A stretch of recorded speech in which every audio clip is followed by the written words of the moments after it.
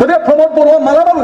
एबसुनि आइडिय'लजिखौ लानानै एबसुखौ एबसु हिसाबै जातिनि गोथार हिसाबै बेखौ लाखिलांनायनि थाखाय बे सिन्था खालामाखै राजनैतिक बायदि बेबहार खालामनानै गावसिनि राजखान्थि शक्तिखौ गोरा खालामनानै एबसुनिफ्राय जेब्ला रिटायार जायो बेवहाय थांनानै खामानि मावहैनायसो बेहा प्लेन बिनि बादै बियो एबसु संगठननि प्रति बेहा जेबो साननाय गैया অসমত যেটো উগ্ৰপন্থী ডিজিগনেটেড কেম্প এইটো টুৰিষ্ট মেপত সোমাব লাগে মানে টুৰিষ্টে ইয়াত আহিলে আমি অসমৰ আলফা এনডিবি আৰু নৰ্থ ইষ্টৰ NACNৰ ডেজিগনেটেড কেম্পত টুৰিষ্টক গৈ ফালে চাহ খোৱা তেওঁলোকৰ লগত কথা পাতা কেনেকুৱা এই উগ্ৰবাদী জীৱন তেওঁলোকে কেনেকৈ পাছ কৰিলে কিহৰ কাৰণে কৰিলে কি লাভ হয় কি লছ হয় তেওঁলোকৰ মাইণ্ডছেটটো সলনি হ'ব এভৰি নাইট এটা কালচাৰেল প্ৰগ্ৰাম গুৱাহাটীত হ'ব লাগে ডাঙৰ হলত টিকেট বুকিং হোটেলবিলাকত হ'ব ক'ৰবাত হ'ব নহ'লে গুৱাহাটীত আহি ফালে সোমাই পৰাৰ পিছত ইমান মানে বৰিং फरायसा आफादखौ प्रमद बर'आ राजनीतिनि फुथुला हिसाबै बाहायहोबाय दिनै UPPL जों थाफानानै एबसुखौ फुललि पलिटिक्स खालामबाय नाथाय जोंनि बड'फाया जेब्ला बेबायदि समाव रायजोआ नों नङाबा नेतृत्व होनो गैला एबसुनि आफादगिरि बिबानखौ नोंनो लानांगोन होननानै फाथिदोंमोन रौथायाव 1986 आव एबसुनि आफादगिरि बिबानखौ लाखांनायनि उनाव बिथाङा बे समाजनि दायित्वखौ लानानै आं मावनोसै आरो आं गैयाबानो जाला सानबायब्ला ओंखायनो दिनैनिफ्राय आंनि मावनांगौ हाबाया रायजोनिल'सै आंनि व्यक्तिगतनि गैला बियो गावनि सेल्फ इन्सपेक्टर साख्रिखौ नागारदोंमोन बिनि उनाव UBNLF PTCA मोनथाम राजखान्थि हान्जा जोंहा दङमोन गासिबो एबसुखौ लानानै बाहायनो नागिरो नाथाय बड'फाया खुनु राजखान्थि हान्जाजों जों थाया आरो जोंहा एबसुनि आइडिय'लजिखौ लानानै जों आवगायलांगोन आरो बर'नि जि इस्युफोर दं बेखौ लानानै जोङो आवगायलांगोन खिन्थु जों PTCA UBNLF बिसोरजों जों मालाबाबो थाया जों दुलाराय बर' फरायसा आफादा खुनु राजखान्थि हान्जानि सायाव थायोब्ला मोनसेजों थाब्ला मोनसेया दाय जागोन मोनसेजों थाब्ला मोनसेया दाय जागोन ओंखायनो जों रावजोंबो थाया मोनथामबो हान्जाखौ सापर्ट खालामाखैमोन आरो गावनि मोनसे दृष्टिभंगिजों नोजोरजों बियो बर' रायजोखौ लानानै आवगायदोंमोन आरो जोबनायाव बयबो बर' हारिया खौसे जादोंमोन जायनि थाखाय जों बिथांखौ बड'फा होननानै बिमुं होदों आरो बिनि गेजेरजों दिनैनि बे अबस्थायाव जों सफैदों थिग बिब्दिनो दानि UG ब्रह्म बिथाङा जेब्ला एबसुनि आफादगिरिमोन बिथांजों आंबो एसिस्टेन्ट जेनेरेल सेक्रेटारि हिसाबै दङमोन बिथाङा आफादगिरि जानाय समाव बे सिटुएसनमोन सानसुमा BPP प्रेमसिं BPP आरो NDBनि PDF मोनथाम राजखान्थि हान्जा जोंहा दंमोन बे समाव बयबो एबसुखौ लुगैयोमोन नाथाय उरखावगोरा ब्रह्म बिथाङा UG ब्रह्म बिथाङा बे समाव जों खुनु राजखान्थि हान्जाजों जों थांनो हाया समर्थन खालामनो हाया जों खुनु राजखान्थि हान्जाखौ जों गाव एबसुआ गावनि आदर्श मथेनि जों थांगोन हारसिङै गतिके जोंखौ रावबो गाज्रि दामोन आरो सोरबा जातिनि थाखाय मावनो सानदोंबा राजखान्थिखौ गारनानै जों फै बिदि आवगायदोंमोन आरो बेजों UG ब्रह्म बिथाङाबो गासै बर' मानसिखौ खौसे खालामनो हादोंमोन नाथाय दिनैहाय प्रमद बर' आरो रोंगोरा बिथांमोननि समा जेब्ला फैबाय बिथांमोनहा दुलाराय बर' फरायसा आफादखौ जेब्लाबो UG ब्रह्मखौ सुंथानो थाखाय राजखान्थियारि भाबै बाहायबोगासिनो दं दिनैबो बाहायबाय थादों UG ब्रह्मआ जि हान्जायाव थायो बेयावनो बिसोर थाफायो आगोलाव BPPFमोन बेवहायसो थाफालायबाय बिनि उनाव माबा PCDR जाबाय बेयावसो थाफालायबाय बिनि उनाव BPPFखौ गारनानै UPPL बानायबाय बेयावबो बिसोरो बेजों थाफालायबाय खालि UG ब्रह्मजों राजखान्थि हान्जायाव बिसोरो एबसुखौ लाफानानै खामानि मावगासिनो गतिके प्रमद बर'आ मालाबाबो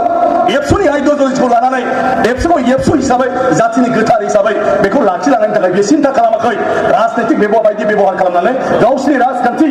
शक्तिखौ गोरा खालामनानै एबसुनिफ्राय जेब्ला रिटायार जायो बेवहाय थांनानै खामानि मावहैनायसो बेहा प्लेन बिनि बादै बियो एबसु संगठननि प्रति बेहा जेबो साननाय गैया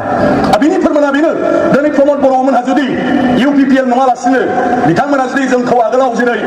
MLA फाथिदोंमोन इन्डिपेन्डेन्ट एबसु BPSC सापर्टेड दिनैबो जुदि एबसु supported joint action committee supported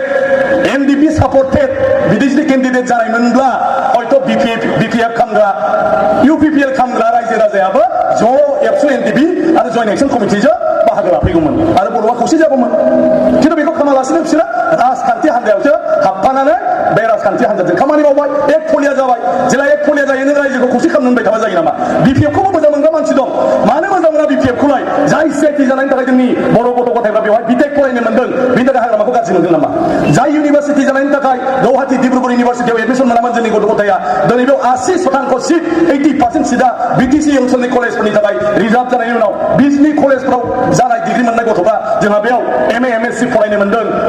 बिनि थाखाय गाज्रि मोनगोन नामा मानसिफ्रा मोजां मोननाय थागोन ना थाया बे मोजां मोननाय मानसिया UPPL UG ब्रह्म जायहा समाज जिबनाव मोनसेबो रिजाल्ट लाबोनो हायाखै बेजों थाफाहैगोन नामा थाफाया दा मेन खारनफ्रा जाहैबाय बेफोरो ओंखायनो रायजोफोर बेफोर गासैबो बाथ्राखौनो जोङो सिन्था खालामनांगोन आरो ओंखायनो बिसोरनि जानला मोनला बुंलायनायजों जों गोजावनो नाङा बेफोर टटेलि राजनितिक मोनसे सार्थजों बिथांमोना खामानि मावनाय आलादा रायजोआ बिसोर नङा जों मावनानै दोननाया बांसिन आवगायनानै दं आरो बे इलेक्सन जोबनायनि उनाव बिथांमोना माबायदि खामानि मावो नायब्लानो जाबाय बिसोरनाबो खुनु सेपारेट स्टेट नङा सेपारेट स्टेटसिम बिसोर आन्दोलनखौ लाङा माबा मोनसे सुक्ति खालामनानै जास्ट गावसोरखौ जाहिर खालामनाय बर'नि थाखाय माबा मोनसे खालामदों खिन्थु आलादा रायजो बड'लेण्ड बेसिम बिसोरो संग्राम खालामनाय मानसि नङा बिसोरनि टारगेटआ बे इलेक्सनल' कानुन खगोरा ब्रह्म बिथाङाबो अलरेडि जेरावबो लेक्साराव बुंदों जे बिथाङा बेनिफ्राय देरहालांखांबा 1 बोसोर 2 बोसोरनि गेजेराव जिखुनु प्रकारेबाबो सुक्ति खालामहोगोन होनबाय थादों सुक्तिया बर' रायजो जाया सुक्तिया बुजा फरासो जायो कमप्रमाइससो जायो होमब्ला आलादा रायजो नागिरनो थांनो नागिरदों नामा इउसि ब्रह्मआ नङा इउसि ब्रह्मआ एमपि जानो थांनो नागिरदों आरो एमपि जाखांब्ला बिथाङा बे आन्दोलनखौ फोजोबनानै गावनि राजखान्थि हान्जायाव रायजो राजाखौ लाफानानै राजखान्थि भाबै खामानि मावलांनो नागिरदों 2020 सनाव जागोन जोंनि काउन्सिलनि इलेक्सननि थाखाय बिथांमोना तालिम होगासिनो दं रिहार्सेल होगासिनो दं बाखि जेबो गैया गतिके एखे आरो खोथा बाथ्राया बेनो बिसोरल' मोनजायो नामा बिसोरनो जाजोब्बाय गावसोरल' जाबाय थारमाने मा जोंबो जानांसिगौ जोंबो मोननांसिगौ नङा होमबा गतिके फिसाबाया एकदम खाबसे जानानै दं बिटिसिखौ नायहरनानै बोरैहाय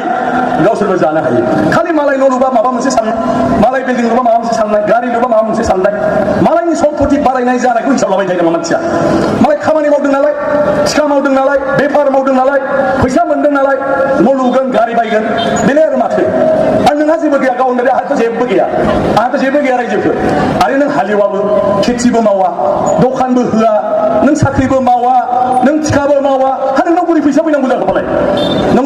उरखावफोराव बिथांनाव बोरै फैनांगौ जाखो आसलथे ओंखामाव साननांगौसो बियो जेरैबायदि थायो सानफ्रामबो मिथिं गायबाय थायो इनकाम गरसेबो गैया आरो बेखौ नायोबाथ' रसासो नांगौ नङा होमबा रायजोफोर थाव खरसा बेसेबां थांनांगौ सानफ्रामबो गिदिंनायाव बुजिना बुजियाखै बे हिसाबखौ जुदि जों लायो रसासो नांगौ होमब्ला रसा नाङासो सोलिबाय थादोंमोन मा बबेनि बेलाय फैसायालाय नङा होमबा फैसायाथ' बे गाज्रिसो जागोन बिदिब्ला बिसिनाबो जुदि इनकामानो जेबो गैयाब्ला बिसिनि फैसायाबो सोरबाया गावनि थैखौ दै खालामनानै थिखा मावनाय दखान होनाय मा होनाय बिसिनिफ्राय दाबि दंखि खालामनानै कालेक्सन खालामनायसो रायजोफोर बिसोर खामायनाय फैसा नङा मालायनि थै गोलोमदैनि फैसा दादागिरि खालामनानै 1 लाख हरनांगोन 1 लाख मानियाले 3% मानियाले नङा होमबा खालभार गंसे गारबाय 3% नांगौ हाबा इथा ट्राकसे गारबानो 3% नांगौ सेन ग्रेभेलनि थाखाय ट्राक गंसे गारदावबानो 3% नांगौ नंगौना नङा रायजोफोर होमबा बे फैसाया बबेनिफ्राय मोनदों गारिया बबेनिफ्राय दावरायबाय थादों बिसोरलाय गतिके जानो जि बुङाथों जोंहाबो बुंनांगौब्ला बिराद दं खिन्थु बेफोर बेखार खोथाफोरखौ रायलायना मा लाब जानो ओंखायनो बेफोरखौ सब बाद दोन गासै हारि माहारि जोंहा सापर्ट दंजोबो जोंहा माने माइनरिटिफ्राबो जोंखौ सापर्ट खालामबाय मुस्लिमफ्राबो आदिबासिफ्राबो जोंखौ सापर्ट खालामदों गरखाफ्राबो जोंखौ सापर्ट खालामदों जोंखौ दिनै बेंगलिफ्रा फुललि सापर्ट खालामदों जोंहा दिनै असमिया गासिबो सापर्ट खालामदों बिजेपि दं एजिपि दं खुनु प्रब्लेमानो गैया